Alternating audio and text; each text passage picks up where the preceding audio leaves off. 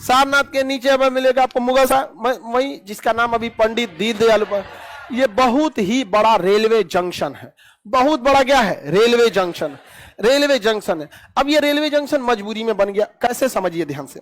यहां पर बनारस में है गंगा नदी, बनारस में कौन सी नदी आ रही है, ये गंगा नदी ऐसे। अब यहां पर है आपका एक जगह बनारस, नदी इस पर, नदी इस पर कौन जगह है, बनारस, और नदी इस पर क्या है, मुगल सराय। तो जितनी ट्रेनें जा रही थी बिहार से उनको ले जाना था यहां से, झारखंड वाली भी ट्रेन को इधर ले जाना था, छत्तीसगढ़ वाली ट्रेन को इधर ले जाना था, और मध्य प्रदेश वाले को भी इधर ले जाना था। सबके लिए अलग अलग पुल बनाना पड़ता अगर बनारस में ले जाना था। तो अंग्रेजों ने कहा कि इतना पुल पे खर्चा ज्यादा आएगा, तो सारी ट्रेनों का स्टॉपेज कहां मार दिया, मुगल सराय।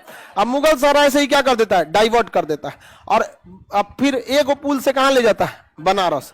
तो बताइए बनारस से भी बड़का रेलवे स्टेशन मुगल सराय। लेकिन मुगल सराय बहुत डेवलप नहीं है, जो डेवलप है स्टेशन की वजह से। अब कोई भी लोकल आदमी अगर पटना से जाता है कहां पर, मुगल सराय, तो मुगल सराय उतर के अगर उसे बनारस जाना है तो ऑटो पकड़ लेता है, क्यों, ऑटो पहुंचा देगी 20 मिनट से आधा घंटा में, और ट्रेन कितनों बड़ की ट्रेन हो 1 घंटा कंफर्म लेगी, 1 घंटा का, बस 12 किलोमीटर का डिस्टेंस है, कितना घंटा, 1।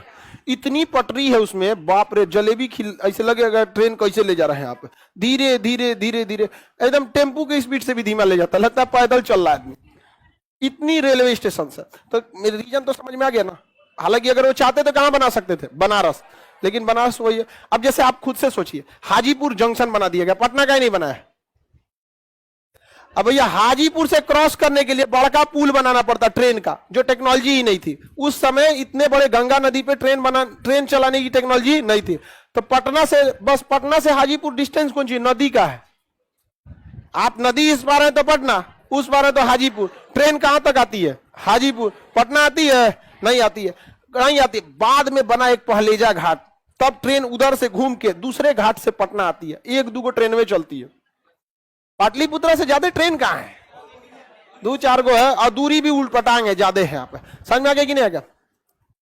सारनाथ में अशोक का क्या मिला, स्तंभ, अशोक का क्या मिला, स्तंभ, बहुत ऊंचा सा पिलर मिला, उसी का ये छोटा रूप है, ये जो है ये छोटा रूप है। अब ऐसा छोटा सा स्तंभ थोड़ी होता, बड़ा सा पूरा वेपर लाइट जैसे होता है ना, बड़ा सा, सेम ऐसे ही स्ट्रक्चर का है। नीचे में ऐसे चबूतरा बना हुआ है, और ये बड़ा सा पिलर है, और इस पिलर के ऊपर ऐसे 4 ठो बाघ बने हैं सब। जबकि आप देखिएगा तो आपको दिखेगा 3, क्योंकि जो जस्ट पीछे वो वाला तो दिखता नहीं है। यहाँ पर जूम कर देना जिसको, अशोक स्तंभ को। तो ये कहां पे मिलता है, सारनाथ, अशोक स्तंभ सारनाथ। बताइए भारत का राष्ट्रीय चिन्ह कौन सा है, अशोक चिन्ह। कौन सा है, अशोक चिन्ह। समझ में आ गया कि नहीं आ गया। तो ये कहां से मिला है, सारनाथ। यहाँ पे ये 4 बाघ है, हालांकि दिखेगा आपको कितना, 3, एक जस्ट पीछे वाला नहीं दिख। कहां से मिला ये, सारनाथ स्तूप। जब सेना में जो फील्ड मार्शल होता है, 2 ही फील्ड मार्शल हुए, एक के एम करियप्पा, एक मानेकशॉ।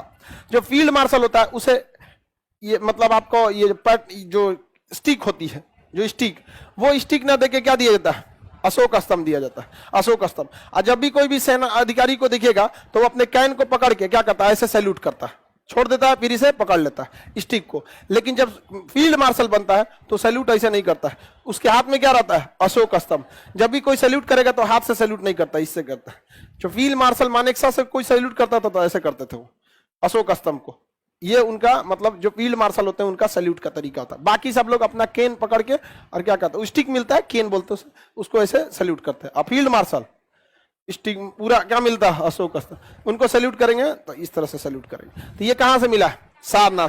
कहां से, सारनाथ। किसी को दिक्कत, सारनाथ का 2 चीज याद रहेगा, अशोक स्तंभ, महात्मा बुद्ध का पहला उपदेश। कोई दिक्कत है किसी को?